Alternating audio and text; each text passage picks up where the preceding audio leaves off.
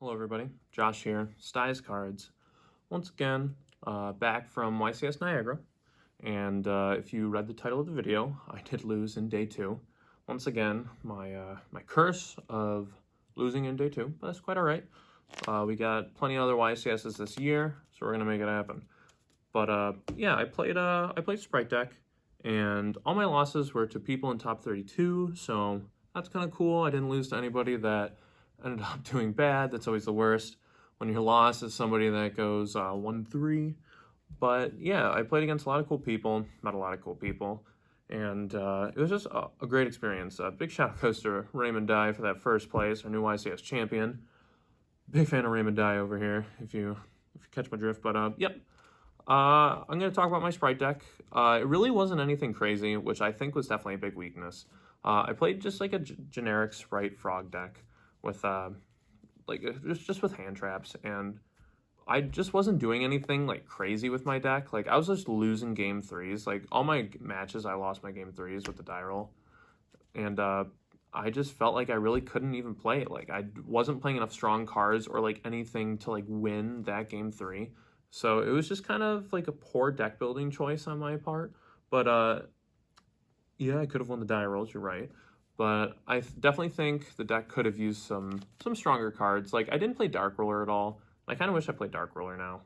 Like, I was just, like, looking at a board of, like, Elf Toad and, like, no, like, card to, like, get through it. And I was like, dang, this is really unfortunate. I have to, like, normal summon something, and especially the one Spright in my hand. And then, like, there's just, like, some hands that were, like, so unfortunate. Like, I ended up winning this match, but, like, in the last round of day 1, my hand was like 3 DD Crow and 2 enemy controller against like it's like a runic Mystic Mind deck, and I just like set 3 cards and passed. I set like a Crow just because I didn't know what he was playing, and I went first. And so I definitely wish that I was playing a deck where if I go first, like 100% of the time, I will win those games. But everybody's just kind of prepared for an Elf and a Toad right now. But we're gonna look at the deck. I'm gonna talk a little more about it, but it's just like a generic deck, so there's really not much to say about it. But thank you to everybody that was cheering me on this weekend, and to all my friends that did well, especially Mason. Me and Mason are kind of always like losing on the bubble, so one of these days we'll get there. But from now on, I'm going to show you my my I Lost Day 2 deck profile. So I think these cards are in like the worst possible order, but we're just going to go through it. Of course, I played 3 Swap Frog and 1 Ronin. I really didn't miss the dupe, and I don't really think I needed the dupe. I would always, like, if I knew what I was playing against, I would just special another Swap Frog for my deck, and it basically did, like, the same thing. I was always distributing it for, like, a red or a Kara Negate, and then those are my Froggies. Of course, 3 Spright Jet, 3 Blue. Those are the amount that everybody's playing, so there's really nothing to say about it. I decided to play the Pixies, and I really like Pixies. Just honest, and then, of course, 2 red and the 1 Carrot. And then I was playing Deep Sea Diva before, but I chose to play Beaver, because I would just like summon the Diva, summon the Hulk, and I would just get nibbed, because a lot of people just put nib back in their deck list, so I didn't want to like get nibbed and just like lose the game. So Beaver was really cool. It just made me not do the nib play. And then I played Lilybell, because I really do like Light Stage. That's like my version of E-telling the deck, because I don't play like Gamma and E-telly. But Light Stage just feels so strong going second. It's just like the free body that's not like starter. And just locking down a back row sometimes just helps you get there. And then for my hand traps, I played 3 Ash, 3 Koro, and then 2 Bell. I wanted to play Ogre, but I didn't play Ogre. I was very happy with these. And of course, I played 3 Imperm too. This is the only one that I felt safe activating just because I was afraid of triple tactics talents. And the glare is right there on the bells. I'm going to see if I can move them. Really can't. I guess like that. But then the Pixies is on a glare. Okay, that's a little better. That's a little better. And then, so those are my hand traps. Sometimes I would draw way too many. Sometimes I wouldn't draw any. But that's just how the game works. It varies. Starters, of course. Smashers. I'm a little upset I didn't side multiple other smashers. Either just like 1 or 2. I played a lot of grindy matchups, especially like the Runic Spright deck. That was definitely like a little like slower of a game. That's where I wish I had more smashers, just to kind of like try to outpace my opponent with like little chips like this, but I did not. And then Terraforming and the Trickstar Light Stages. I really like this card. I'm a big advocate for this card. And then 2 draw 2 cards. I've never been screwed over by this card once. Like, I would just activate it without, like, a playable hand and just draw, like, perfect cards, like swap blue, and then just still have the run in my deck. So, very cool.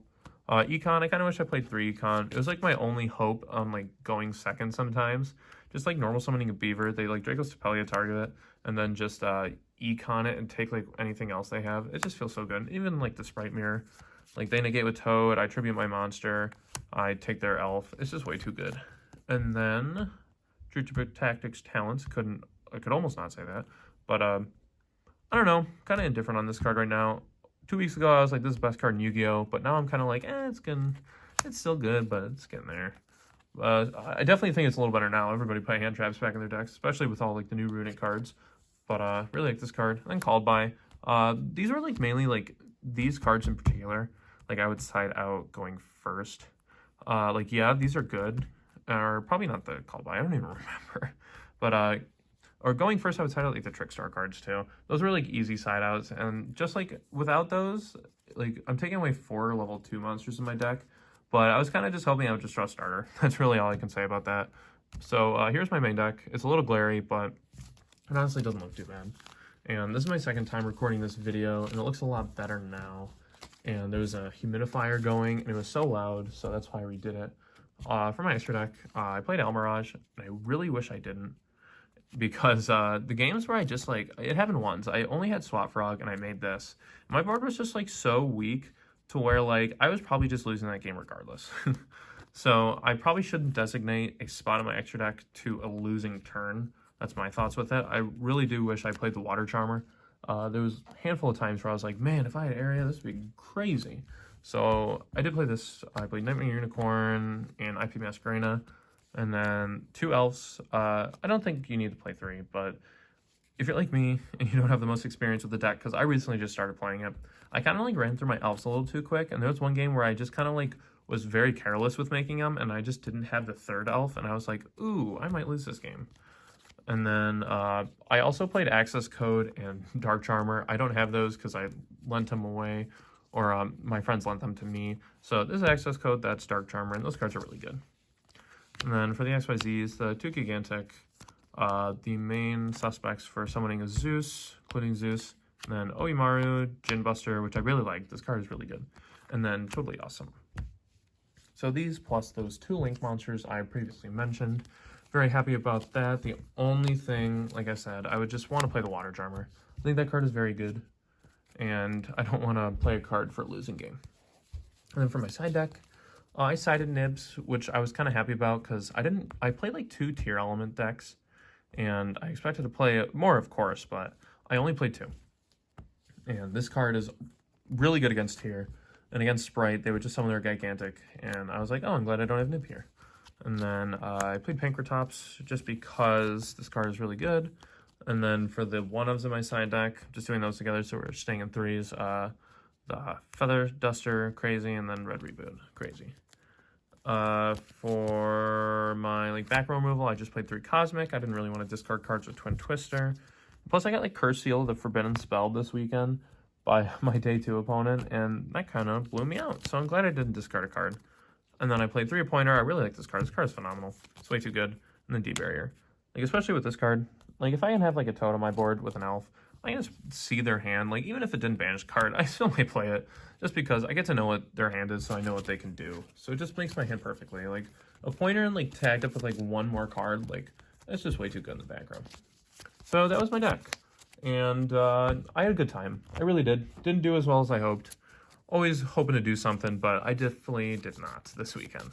But I appreciate you watching my my losing day 2 deck profile. I didn't do one the first time I lost day 2 in Niagara, but you know, next Niagara, I'll just do a top 32 deck profile, even maybe a winner deck profile, who knows. But thank you for watching, really do appreciate it. If you're one of the 6 guys that always gives me a like on my videos, if you're not, you should join them. They're great guys. Have a good one.